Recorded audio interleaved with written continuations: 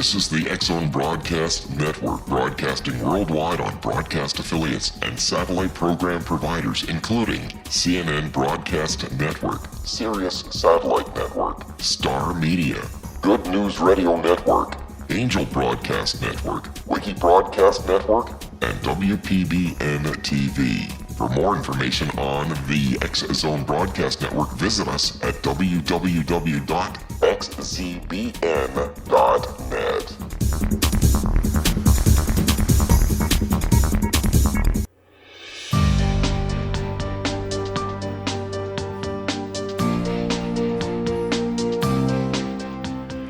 Welcome back, everyone. Aaron Cadieux is our special guest. He is the co-producer, co-director of the Bridgewater Triangle documentary. His website is www.thebridgewatertriangledocumentary.com. First of all, Aaron, thanks so much for joining us tonight. Great pleasure talking to you. Congratulations. 4 years after it premiered, it's still out there doing well. Congratulations. Yeah, we can take pride in the fact that if you go onto Amazon right now and type in paranormal documentary, the Bridgewater Triangle documentary comes up #1 in the search. Can't ask for much more than that. Yeah, you can. A super big deal with one of the networks. That would work too. Yeah, exactly. Yeah, that was unsolicited too. We weren't even shopping it around. It just all of a sudden we got an email from Discovery, and you got to take that deal when it presents itself, for sure. Exactly. So what are you working on now? It's been a wild ride. What are you working on now? We are I'm collaborating with a couple of other partners on what will be the first ever documentary film about an unsolved serial murder case that focused on the city of New Bedford, Massachusetts, called the New Bedford Highway Murders, which occurred in 1988. And to this day, it remains an unsolved serial murder case and one of the most well-known unsolved serial murder cases in the history of the United States. Why did you decide to focus on this?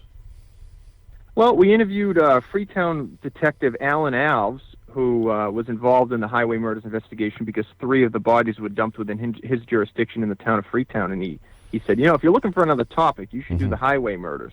And I, of course, living around here, I know what the highway murders are, and I thought it would be an interesting topic. And lo and behold, we started doing the research, and it's a very, very much a hot-button topic. There's a lot at stake and a lot involved here with the 11 victims that were murdered as part of this killer.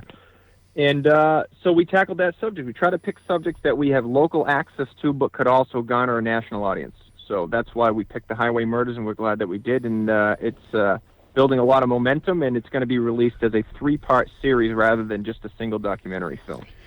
For any aspiring filmmakers listening tonight, what advice would you as a pro give them? Be able to wear a lot of hats in this industry. For example, with the Bridgewater Triangle, I wrote the film, I shot the film, I was the director of photography, I co-directed it, co-produced it, I edited it from the first frame to the last, I handled the website, the marketing, the merchandising myself. You have to be able to wear a lot of hats. I mean, we made the Bridgewater Triangle documentary on a very, very modest budget. Basically, I mean, I run a video production company, so we didn't have to outsource a lot of tasks with that. But if you're able to do all of those things and you have the obsessive personality to get the thing done, you can accomplish a lot. And the Bridgewater Triangle is a prime example of that. We had, like I said, a very, very modest budget. We made back what we spent on the film with just the premiere. We were already in the black, and that is achievable. It's not a dream. So that's the thing. It's kind of cliche to say that you can accomplish anything you set your mind to, but in the realm of filmmaking, if you can wear enough hats and perform enough of the tasks yourself, it is really feasible, especially with documentary. Let's say you're driving from one location to a shooting location. It's at nighttime. You're traveling on a lone highway. It's pitch black out. All of a sudden you see a light in the sky, and it comes down and lands in front of you. Lo and behold, it's a UFO. Out comes an extraterrestrial. What would you do? Well, hopefully in my line of work I'd have a camera with me, because that would be the first thing I'd be trying to do if I could, But I mean, that's easy enough to say, but then when it's actually happening, you're probably missing your pants at that point. But I'd like to think that I would try to capture some sort of documentation. What would your questions be to the visitor? Well, that's assuming that we could communicate with one another, but Yeah. I'd ask them where they're from, I guess, and how long it took them to get here, and why they have an interest in this planet. And I think that those would be my first questions. That raises a question that I often ask our guest here on the X Zone. Why do you think that there hasn't been a major landing in Red Square, the lawn of the White House, since the Secret Service can't catch anybody there apparently, Parliament Hill in Ottawa, Buckingham Palace in the Great Britain, and the list goes on and on and on? Why do you think contact hasn't been made yet? Official contact hasn't been made yet. Well, we don't know what the thought process would be of an extraterrestrial. We don't know if they have an understanding of power structure and command structure, if they would even realize that those are the places where our command chain of command leads to. They might have no interest in that kind of a thing. They might not have any concept of that. So maybe instead of landing on the White House lawn, they're landing down in the ice of Antarctica, or out in the frozen fields of Siberia. We don't know what interests them. We're just assuming that they'd be interested in the White House or Red Square because that's what we would be interested in. But they might have a completely different consciousness that would not direct them to those things. As a member of the media, how do you feel about the way that the media is being looked upon by citizens and other members of the media as well as fake news? I think all news has a bit of a bias. Now, whether there are fringe news outlets that regularly publish articles that make their way into social media that are by and large debunked as bogus, and there's a lot of that going around. But as far as the mainstream outlets like a CNN or a Fox News or whatever, they both have their political leanings. I think CNN leans left. I think Fox News leans right. Yeah. But whether anything they're saying is outright fake, I wouldn't necessarily say that. They may, one side or the other, try to slant something a certain way. But by and large, I think the mainstream media is less likely to publish fake, quote-unquote, fake news. I think that's kind of a buzz term that's gotten a little out of control. I think you just have to go into watching a certain network, one or the other, knowing what their leanings are, and to be able to research the other side of the argument that they might not be presenting. How do you see the growing technology, like the computer, the iPhone, the tablet? How do you see that changing the face of filmmaking and video production? Well, it's a major benefit to the independent filmmaker like myself. The reason that we're on Amazon is because they launched a new platform called Amazon Video Direct, which opens up the door for independent filmmakers to submit their own content without having to go through an aggregator or a distributor or some sort of a third-party agent. I mean, as long as they approve of the content that you're uploading, you upload it, and then you're off and running. So I think the advancing technology has benefited independent filmmakers such as myself, very, very well. That's not exactly the term I was looking for, but I mean, we were able to upload our content without having to send a single tape. It was just all done electronically from the comfort of my office without having to really lift a finger. And so the technology is helping us, and eventually I think you'll see the collapse of traditional mainstream cable or satellite because people are finding alternative routes to view content. I mean, you got Netflix, you got Amazon Prime or Amazon Streaming, you got Sling TV, and people are watching things on demand. People are less likely to watch commercials and advertisements. So it's changing things. It's not necessarily changing things for the worse. I think it's changing things for the better. What are your final thoughts for the X Zone Nation tonight around the world? It was just an honor to be here tonight. I'll shamelessly plug the next project, the Highway Murders documentary. I think that's going to be a landmark film, and I hope people take the time to check it out. But other than that, I appreciate the listenership, and these are the people that are the ones that take the time to view films like the Bridgewater Triangle, and without these people, there would be no Bridgewater Triangle documentary. So, we're honored to have made the film and had it be a moderate success and be able to talk about it. Was the the Bridgewater Triangle documentary shown at the Sundance Festival? No, we actually were not all that successful in film festivals. Of the 12 to 13 we submitted to, we were only accepted into 4. And I don't know if it's a content thing or what, or maybe it just didn't stack up to some of the other material out there. But out of all those festivals that we were in, how many of the films in those festivals can say that they sold to a major network? Probably not many. Exactly. So we have that feather to stick in our cap. But, the festival circuit, we showed it at a few different festivals. Listen, give our listeners your website one more time. It's the www.thebridgewatertriangledocumentary.com. It's a very long URL, but it's easy to remember. Thebridgewatertriangledocumentary.com. And it's available on Amazon Prime? It's available on Blu-ray or DVD on Amazon Prime, or even on Vimeo, which is another video streaming service, but predominantly everybody's been viewing it through Amazon nowadays. The DVD and Blu-ray sales have plummeted now that we're on Amazon, but that's okay. And if you've got Amazon Prime, you can watch it for free. It's out there. Aaron, continued success. Thank you so much for taking time out of your busy day to join us, and I look forward to the next time. Thank you very much. It was an honor. I look forward to the next time you join us down here in the X to talk about your present project. Good luck with it. Oh, thank you very much. Thank you very much. Thank you. Good night, Aaron. Good night. Exo Nation, Aaron Cadieux was our special guest this hour. His website is www.thebridgewatertriangledocumentary.com. That's www.thebridgewaterdocumentary.com. I'll be back on the other side of this commercial break as we continue here in the X Zone from our broadcast center in beautiful Hamilton, Ontario, Canada. If you'd like to send me an email, xzone@xzoneradiotv.com, on all social media sites, Xzone Radio TV, and our website, xzoneradiotv.com, and to find out about all the great programming we have available for you 24/7, 365 on the X-Zone Broadcast Network, www.xzbn.net. Too many X-Zones.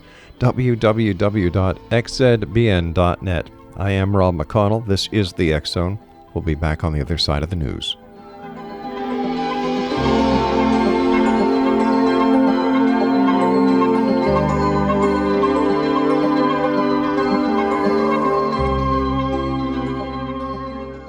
Hi everyone, Rob McConnell here, and I wanted to spend a moment on internet streaming. Everybody has heard about internet streaming, but not many know much about it. Did you know the internet streams just about everything? Movies. From new releases to old classics. TV shows. Almost every show, every episode, and much more. But the question has always been, how do you do it? Well now, thanks to the folks at 123 Ready TV, I have the answer for you. They have developed a simple program app, 123 Ready TV, that you install on your Windows PC, Android smartphone, or Android tablet that can have you streaming like a pro in less than 5 minutes. You truly won't believe how much is available or how easy it is to do until you try. And for a one-time cost of only $19.99, this product is a real winner. To learn more about 123 Ready TV, visit our website at www.xzbn.net.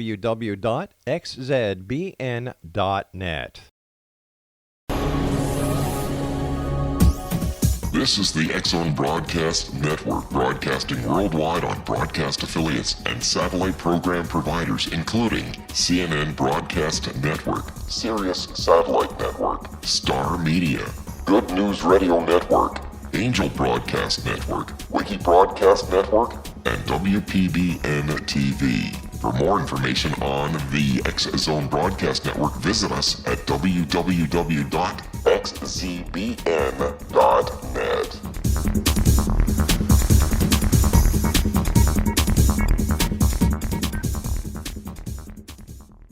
How would you like to be able to read other people's minds? Well, the next best thing is here. When you know how to read a person's name, you know how the person thinks, feels, and behaves. Each letter in our name holds a key to unlock our true essence. Our name contains both our gifts and challenges in this lifetime. Mnemology science discovers personality secrets hidden in the placement of the letters of our names, including the first and last impression people remember about us. Sharon shows us how to interpret the arrangement of letters as outlined in her book, Know the Name, Know the Person. Sharon Lynn Wyeth created nemology science after 18 years of research and testing her theories, and has supported thousands of people around the world in understanding themselves and others better. You'll enjoy Sharon's unique teachings as she shares her system to learn the gifts behind your given birth name. Even if you don't like your birth name, there are jewels in this book. If you're thinking of changing your name, ready to name your child, or wanting to get along better with others, this is the book for you.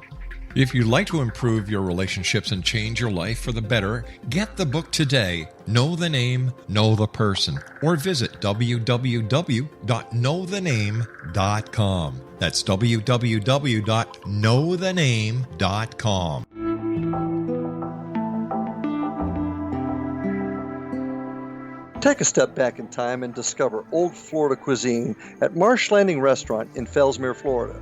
Enjoy delicacies such as frog legs, gator tail, catfish, and swamp cabbage, or enjoy the more traditional cuisine such as hand-cut Angus steaks, ribs, and seafood.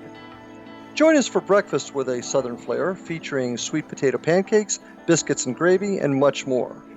Planning a party? Marsh Landing's private dining rooms can accommodate groups from 8 to 80 people. While you visit, enjoy the historic pictures, artifacts, and stories that line the walls. Marsh Landing is truly a unique experience. Marsh Landing Restaurant, 44 North Broadway in historic downtown Fellsmere, or visit marshlandingrestaurant.com. Marsh Landing, old Florida cuisine at its best.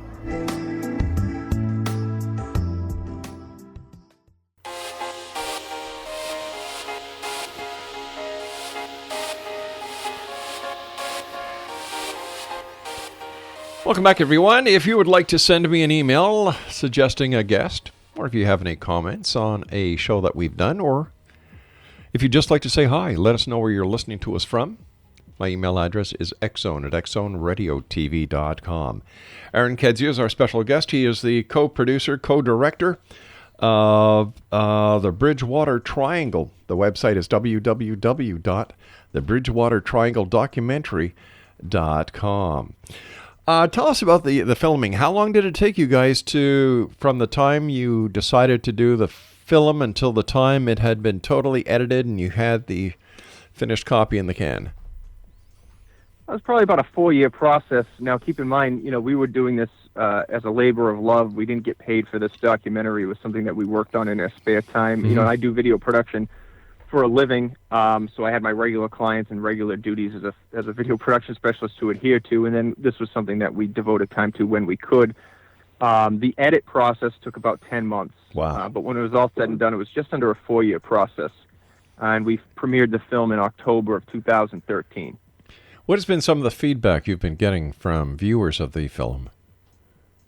It's been universally pretty much positive. I mean, there's always going to be critics and there's always going to be some negativity, but it was widely more successful than we anticipated. I mean, we premiered this thing on October 20th, 2013 to a sellout crowd of 850 people. And a week after that, we played it to another sold-out crowd of 450. And by December of 88, by December of 2013, we had been contacted by Discovery Communications, and they were interested in the U.S. broadcast rights, and so it's made its premiere on national television under the title America's Bermuda Triangle, which is an edited down version of the same film. It's only a broadcast hour, so they basically cut the film in half for TV. But since then we've also gotten it up on Amazon Prime and Amazon Streaming Video, where close to 3 million minutes or more of the documentary have been streamed in 4 different countries. So it's been well received. The feedback has been largely positive, and it's far exceeded our expectations.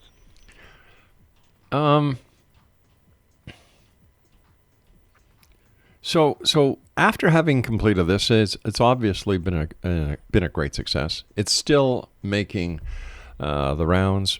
Viewers are still watching it. Interest is being generated about not only the Bridgewater Triangle, but I'm sure other areas of mystery throughout the United States and other countries. Are you going to be doing a sequel? Are you going to be doing another documentary on another mysterious triangle in the world? At this point, I'm wrapped up in a massive project right now that is not a paranormal documentary. I mean, it actually is a result of the Bridgewater Triangle documentary in a roundabout way. One of the witnesses that we interviewed in the Bridgewater Triangle had recommended this other topic as something that we should tackle. So, but as far as another documentary in the paranormal realm, it's not something that I'm opposed to. I mean, we've gotten a lot of people have submitted a lot of firsthand accounts and stories to us after the fact because we did this documentary. So it's always possible that we could do more within the Bridgewater Triangle, or maybe, like you suggested, tackle another region in another part of the country and do a similar project.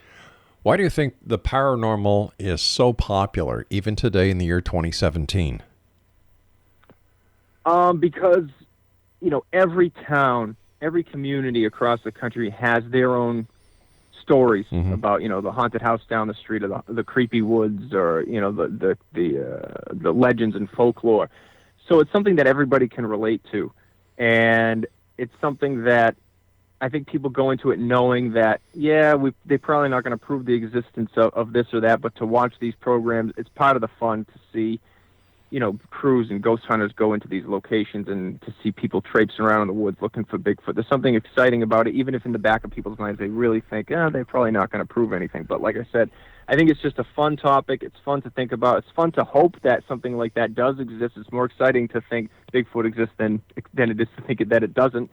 So I think that's why it's so popular. I mean, every single major network on television has some sort of a ghost hunting or UFO or Bigfoot hunting show, and they have them for a reason. They get ratings and people watch them.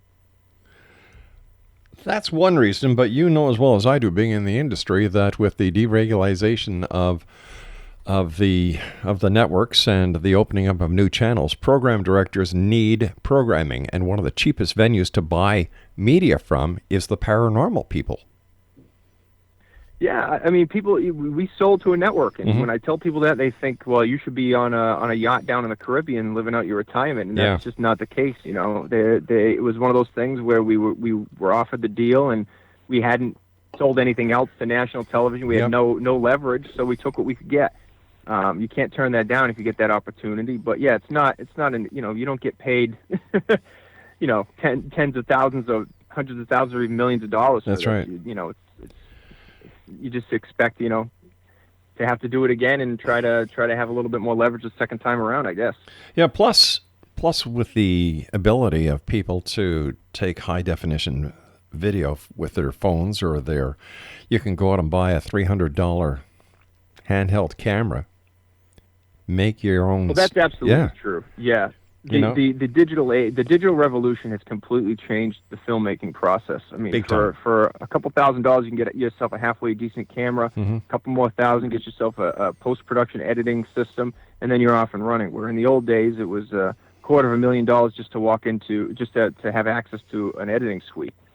So it's changed the industry tremendously. Do you think that the television shows on TV, the reality TV shows, are an asset or a hindrance to the paranormal community? Largely a hindrance. We watched a lot of those programs, not to speak badly of those kind of programs, but we watched a lot of those to learn what not to do with this documentary. Right. And we tried to make this documentary for the intelligent viewer, of somebody that would watch it and say it was refreshing, a refreshing change from what they see on TV largely. And that's the approach that we took, and we think we struck a chord with that. It's something that was a breath of fresh air in an otherwise sea of sensationalized, overdramatic nonsense. When you were doing your premiere, were any of the people that you interviewed at your premiere, and if so, what were their comments about your final product? Oh, they were all very, very supportive and very excited. There wasn't anybody that was in the film that regretted being in the film or had anything bad to say about what we had done. They've all benefited from it as well, especially the people that are, we had eyewitnesses, but then we also had experts in the field and researchers who, saw upticks in visits to their websites, and they were able to sell books at the premiere and everything. So it benefited everybody. What was the most popular topic of your documentary? Was it Bigfoot? Was it the UFOs? Was it the curses? It probably was the half-hour segment of the film that deals with just under a half hour, I should say, the Freetown-Fall River State Forest. because a lot of that ties into incidents of true crime and alleged instances of ritualistic sacrifice of animals and really gruesome stuff like that. But that's something that's a little more tangible than some of the other concepts that we covered. And I think that segment of the film holds people's attention better. And not that the film doesn't hold people's attention, but that segment in particular is the one that really grabs people.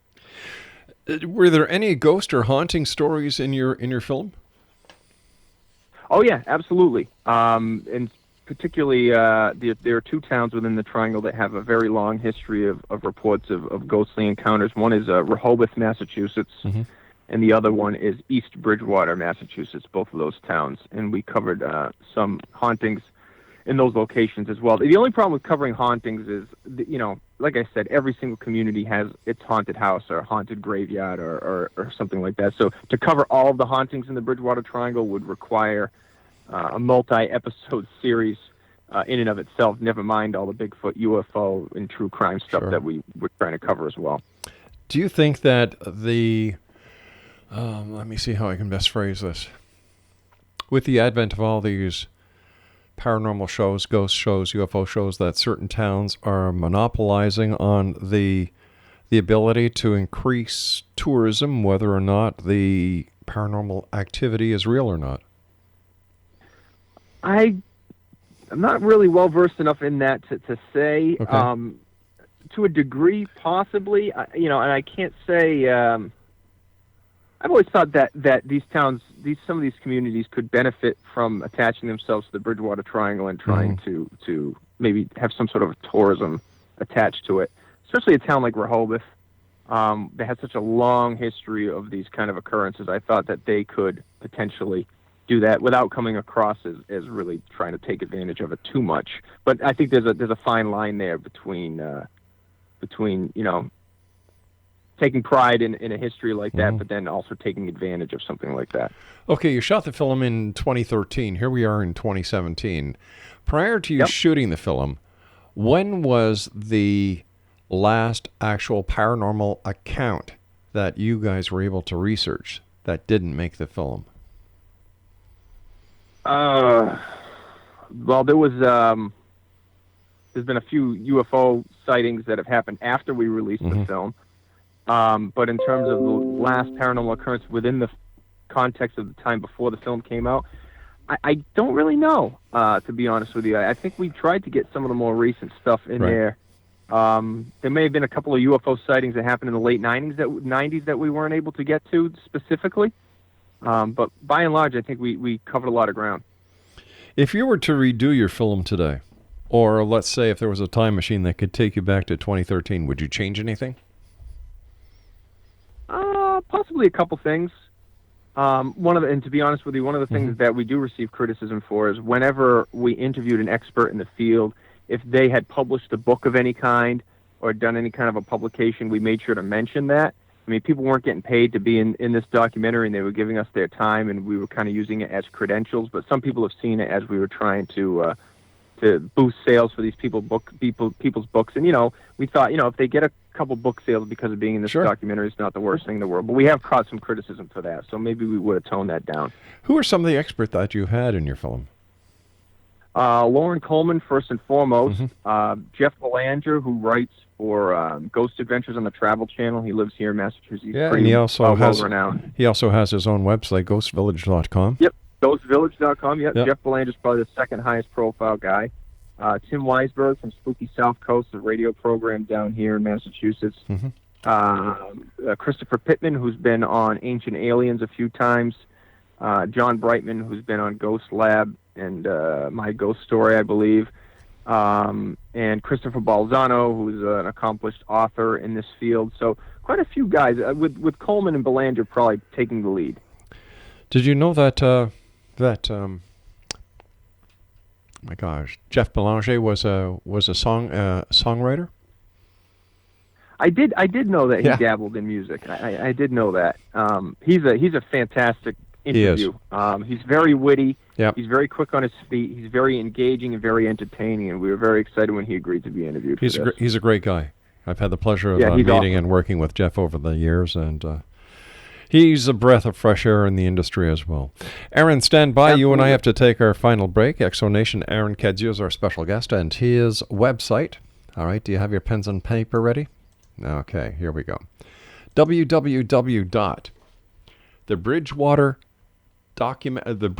Triangle Documentary.com. Again, www.thebridgewatertriangledocumentary.com. And we'll be back on the other side of this short break as we wrap up this hour here in the X Zone from our broadcast center in Hamilton, Ontario, Canada. Don't go away.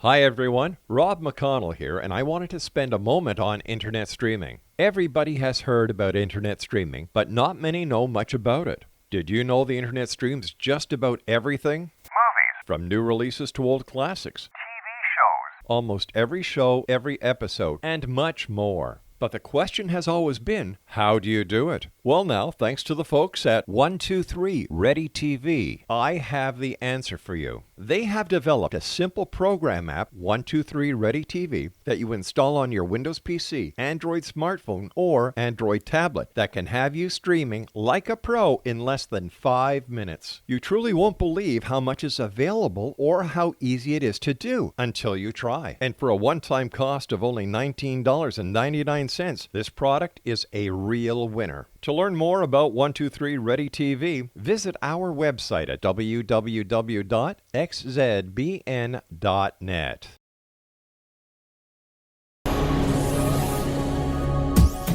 This is the X Zone Broadcast Network, broadcasting worldwide on broadcast affiliates and satellite program providers, including CNN Broadcast Network, Sirius Satellite Network, Star Media, Good News Radio Network, Angel Broadcast Network, Wiki Broadcast Network, and WPBN TV. For more information on the X Zone Broadcast Network, visit us at www.xzbn.net.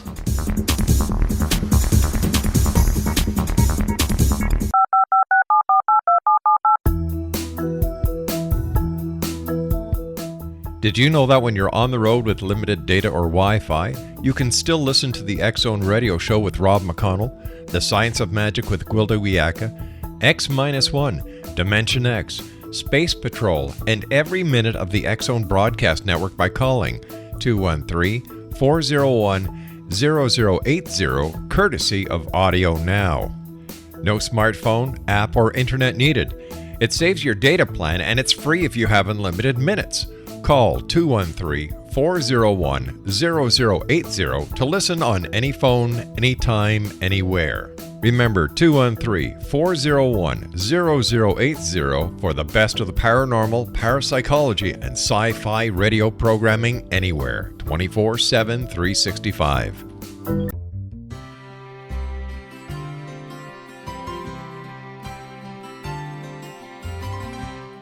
True healing must address 4 levels: physical, emotional, mental, and spiritual, for us to live joyful and productive lives.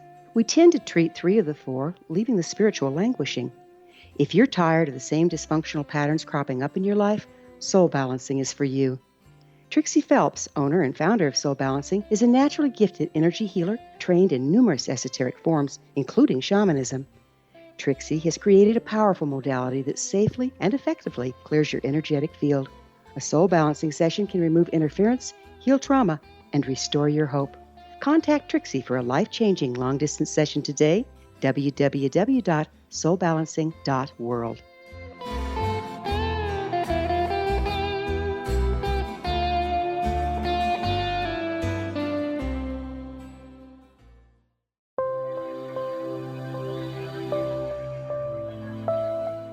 There's a legend shared by many indigenous cultures of a time when the nations were cast to the 4 corners of the world. Each nation was given a body of sacred knowledge that held a different portion of the truth to preserve. True reality could not be known until all the nations reunited, combining the information. If a single one was missing, the world could not be reborn and darkness would prevail. The Science of Magic Radio is dedicated to reuniting the sacred knowledge. With the understanding, none of us has all the answers, but together we can open new perceptions and possibilities. Through our combined vision, the world can be reborn into a place where darkness no longer prevails. Join me, Gwilda Wiyaka, and the Science of Magic daily on the X-Zone Broadcast Network, xzbn.net, or visit us at thescienceofmagic.net.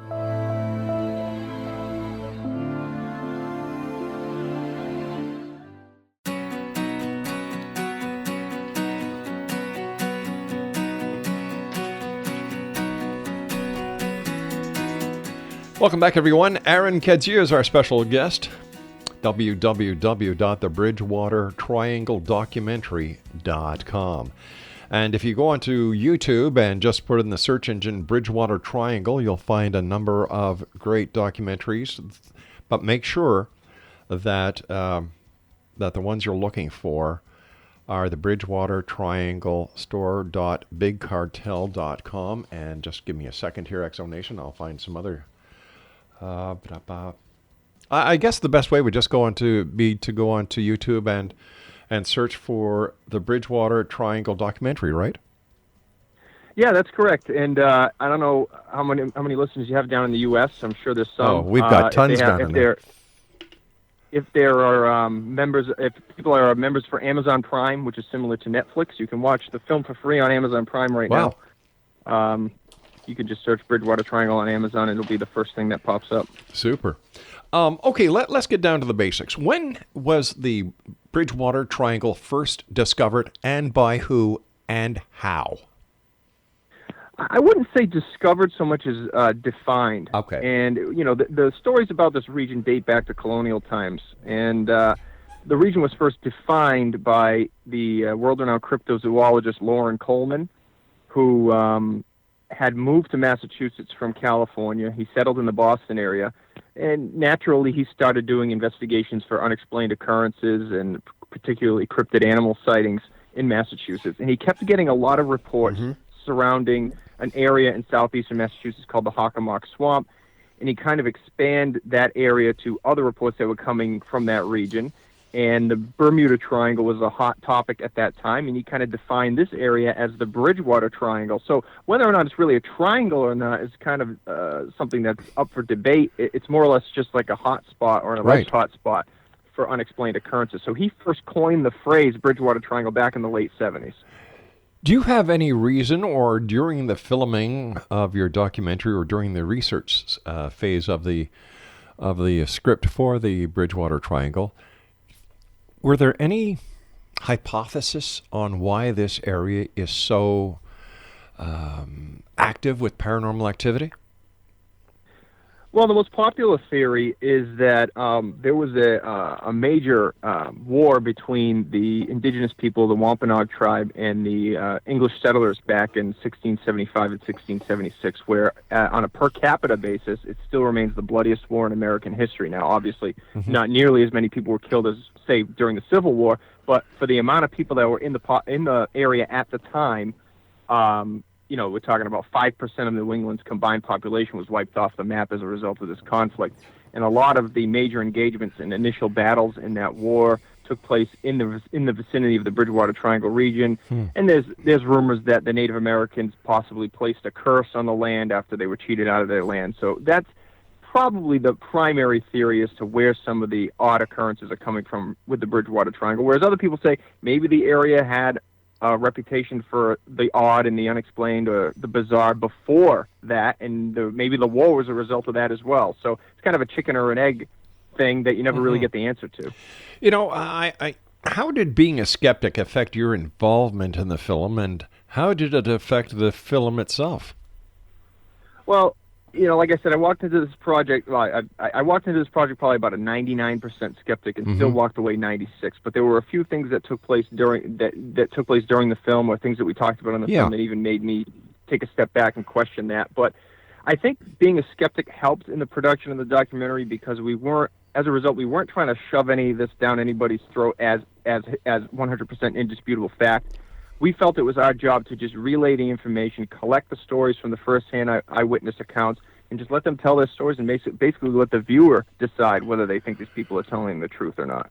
You know what? I applaud that type of creative filmmaking and video.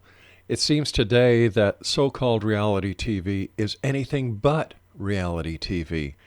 And what you just described, in my opinion, is the way it should be done. Let the viewer or the listener or the reader make up your mind. I see my job as a broadcaster, whether I'm doing the TV show or whether I'm doing the radio show or writing, is to bring as much information as I can to the venue. Get it out there and let the listener or the reader or the viewer make up their mind. That's correct. I mean, the paranormal is a virtually impossible thing to prove. Right. I mean, people have been studying the paranormal for hundreds of years, and nothing's ever been proven. Mm-hmm. And so we knew we weren't going to prove anything with this documentary. We were just relaying the information. More than that was you are giving your viewers a history lesson. That's something I was going to mention. It kind of escaped my mind. But when people watch this documentary, there's a lot of history woven into the story, and a lot of true history woven into the story, and it's very different from what people are expecting. People, I think, they hear paranormal documentary and they automatically get visions of kids running around in the woods with cameras, kind of like a Blair Witch Project type of a thing. And this is very different from that. When you were doing your documentary, what was the one story that made you scratch your head and say, Not the experience with the lights, but the story itself? We tracked down a gentleman named Bill Russo, who had a bizarre encounter in 1990, just outside of the Hockomock Swamp in a town called Raynham. He used to work the night shift, and he got home from his shift, and he took his dog out for a walk, and he and his dog encountered this 3-foot-tall, hair-covered creature that tried to communicate verbally with him and his dog, and actually at one point beckoned them to come closer. And he claims that he and his dog were paralyzed with fear. But the thing that struck me with that story was, I went up alone to interview Bill Russo. He was, at that point, he's living out on Cape Cod in Massachusetts, and I drove to his house and interviewed him there.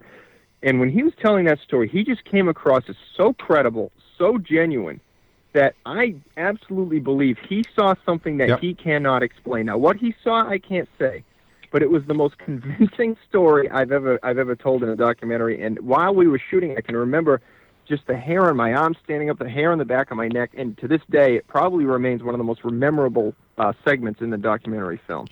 There are a lot of reports of Bigfoot. Loren Coleman has done a magnificent job of trying to bring enough evidence and proof without having to bring a cadaver of a Bigfoot to the public to prove that Bigfoot does exist. And yet there are so many researchers that are trying their very best to find Bigfoot. And even with all the technology we have available today, Aaron, it seems that Bigfoot is smarter than we are, because to this very day, there is no evidence or proof that Bigfoot does exist.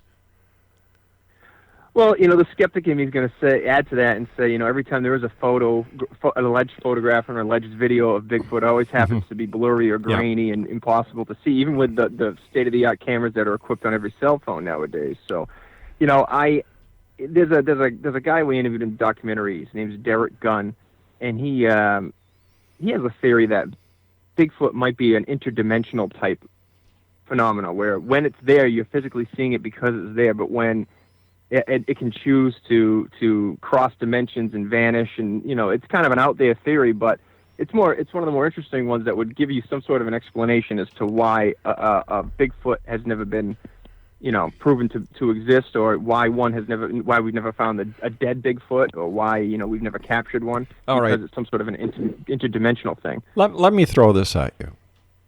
Sure.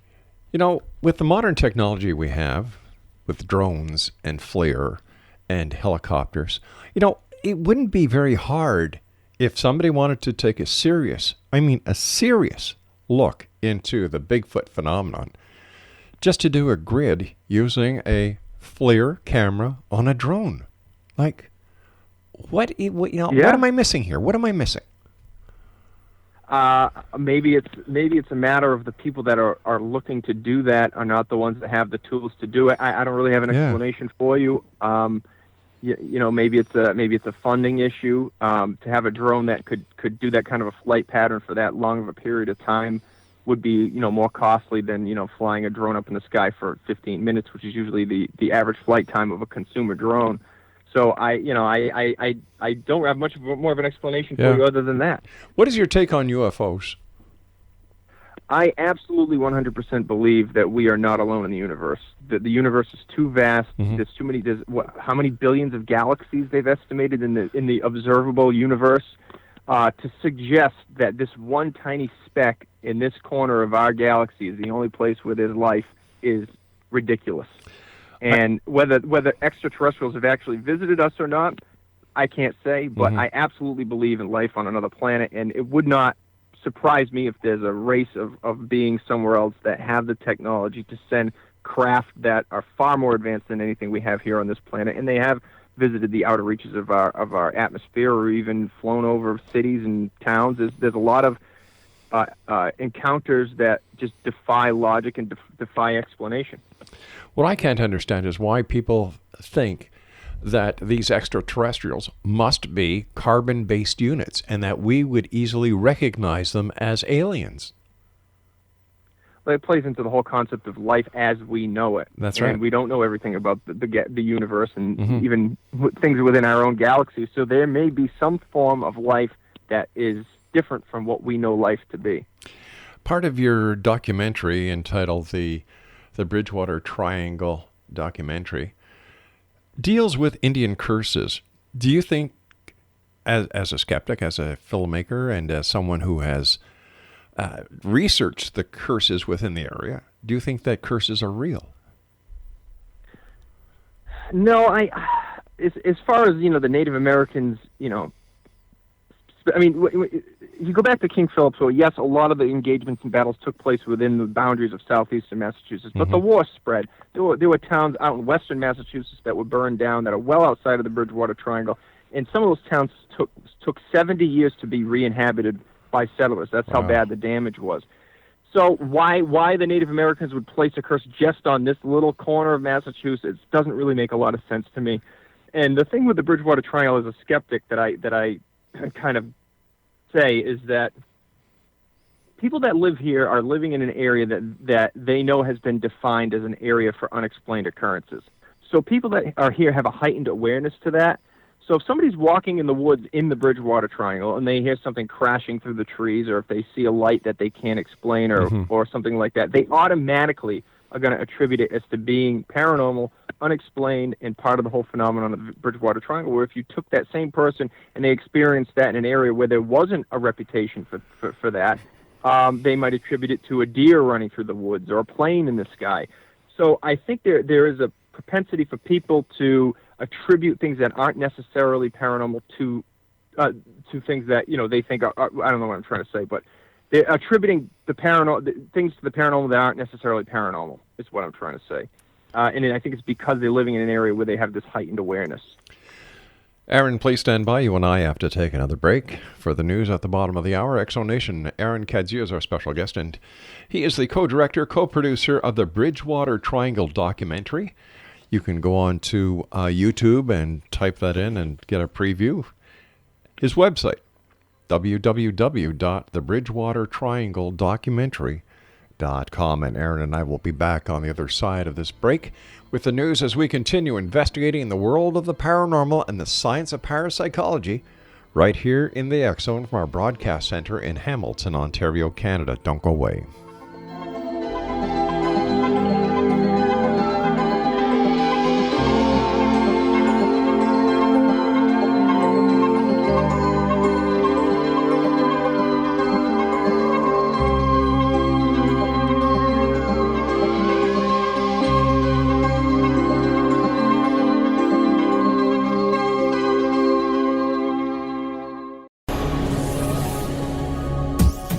This is the X Zone Broadcast Network, broadcasting worldwide on broadcast affiliates and satellite program providers, including CNN Broadcast Network, Sirius Satellite Network, Star Media, Good News Radio Network, Angel Broadcast Network, Wiki Broadcast Network, and WPBN TV. For more information on the X Zone Broadcast Network, visit us at www.xzbn.net.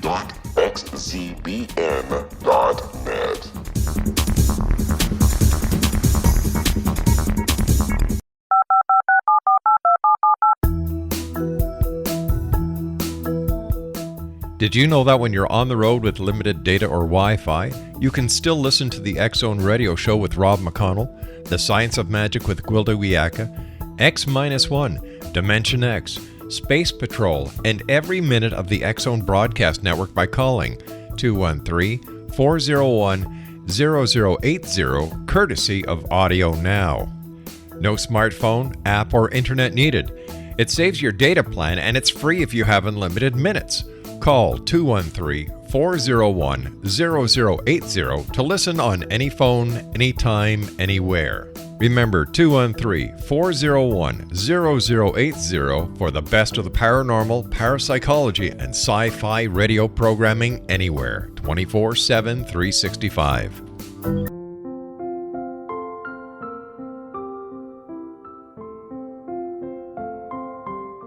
I am Dr. Carl O'Helvey, founder, president of a new cancer foundation focusing on evidence-based physical, mental, and spiritual interventions, including natural cancer cures, prayer, meditation, affirmations, nutrition, and other related holistic cancer prevention and cure modalities.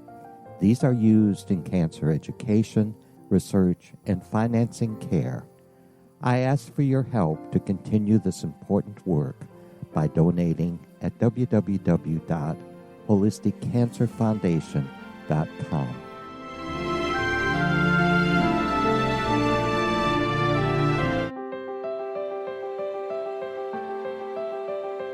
Wouldn't you love to know the secret to everything? I'm Dr. Kimberly McGeorge, and on The Secret to Everything, we will merge the practical with open investigation into all realms of the mysterious.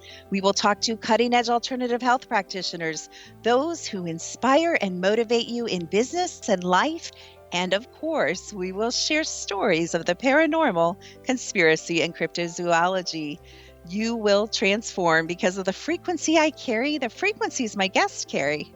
Life may never be the same after you listen to this program, for the secret to everything is for you, the listener, for those who desire more in every area of their lives and believe that it can still be found.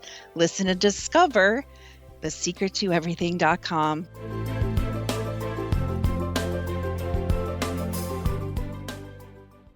Little children aren't the only ones afraid of the dark.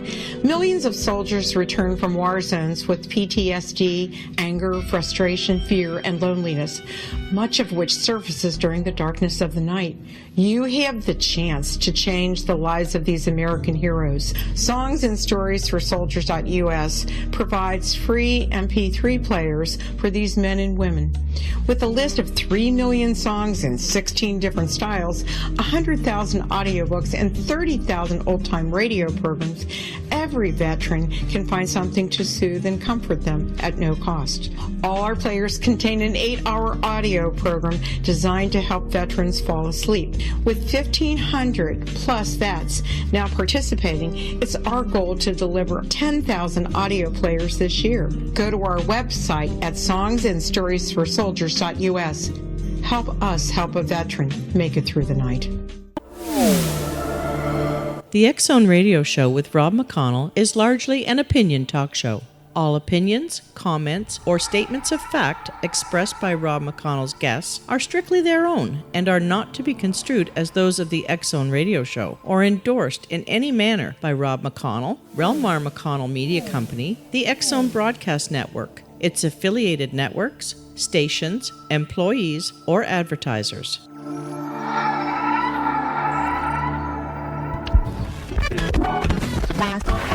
All Hit Radio.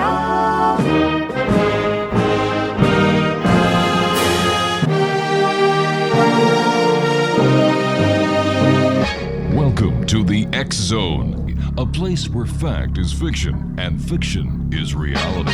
Now, here's your host, Rob McConnell.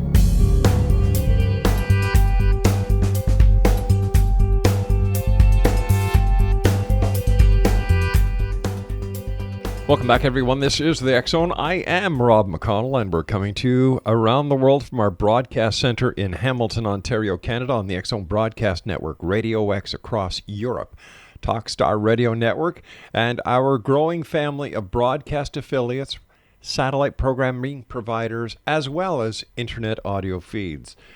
If you'd like to check us out on any of the social media sites, it's very simple, X Zone Radio TV. Our website, www.xzoneradiotv.com. And to find out all about the X Zone Broadcast Network, the 24/7, 365 programming that we have available for you, just go to xzbn.net. All right, X Zone Nation, everybody's heard of the Bermuda Triangle. Everybody's heard about the Great Lakes Triangle. Today we're going to be talking to Aaron Cadieux about the Bridgewater Triangle, which refers to an area of about 200 square miles, or for us Canadians, 520 square kilometers, within southern Massachusetts in the United States, claimed to be the site of alleged paranormal phenomena, ranging from UFOs to poltergeists, orbs, balls of fire, and other spectral phenomenon, various Bigfoot-like sightings, giant snakes, and thunderbirds. Now, just some of the historic places and landmarks within the Bridgewater Triangle include Hockomock Swamp, Digton Rock, Freetown-Fall River State Forest, and Profile Rock. Some of the other paranormal claims include Bigfoot sightings, Thunderbird sightings, animal mutilations, as well as Indian curses. My guest this hour is Aaron Cadieux, and Aaron is the gentleman behind the Bridgewater Triangle documentary. His website is thebridgewatertriangledocumentary.com. And Aaron, welcome back to the X Zone. It's been a long time since you've been with us. Oh, thank you very much for having me. I appreciate that. Aaron, tell us a little bit about yourself and how you became so interested in the Bridgewater Triangle. Well, I'm a documentary filmmaker by trade, but when I was in college for video production and filmmaking, I was looking for a topic for a documentary, researching allegedly haunted locations in Massachusetts, came across information about the Bridgewater Triangle, learned that where I grew up in North Dartmouth was about 6 miles down the road from the Freetown State Forest, which I was very well aware of as a kid and the stories that came out of there.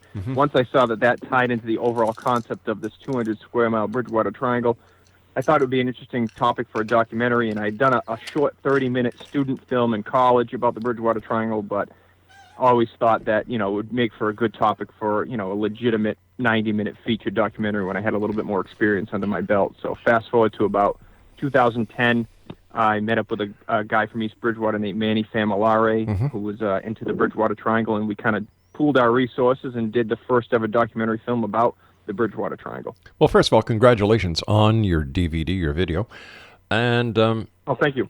While you guys were shooting, and I've got about 2 minutes before I have to take my first break, while you guys were shooting, did you experience any paranormal phenomenon yourselves?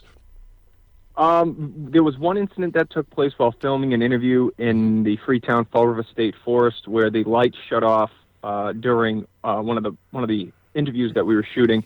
And the interesting thing about it was the light shutting off a second time during the interview, and it was in direct response to the interviewee basically teasing the spirits, or alleged spirits, I should say. He turned as if he was like addressing a ghost, and as soon as he did that, the light shut off the second time.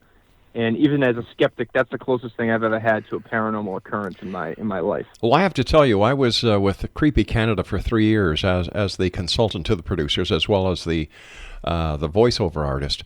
And I'll tell you, some of the stories that I heard from the technical staff that grew to be friends, as well as the producer and director, Bill Burke, they'd go to alleged haunted locations, and during the shooting of the episode, the batteries would drain, the lights would go out, unexpected technical problems. So this seems to be something that is quite common when shooting something within the paranormal.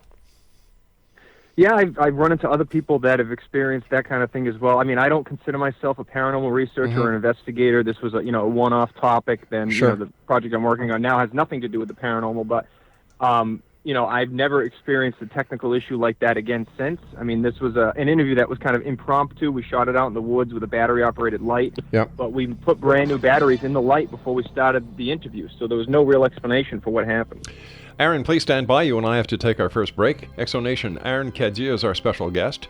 www.thebridgewatertriangledocumentary.com, and Aaron and I will be back on the other side of this break. I am Rob McConnell. This is the X-Zone, and you're listening to us on the X-Zone Broadcast Network, Talkstar Radio, and Radio X.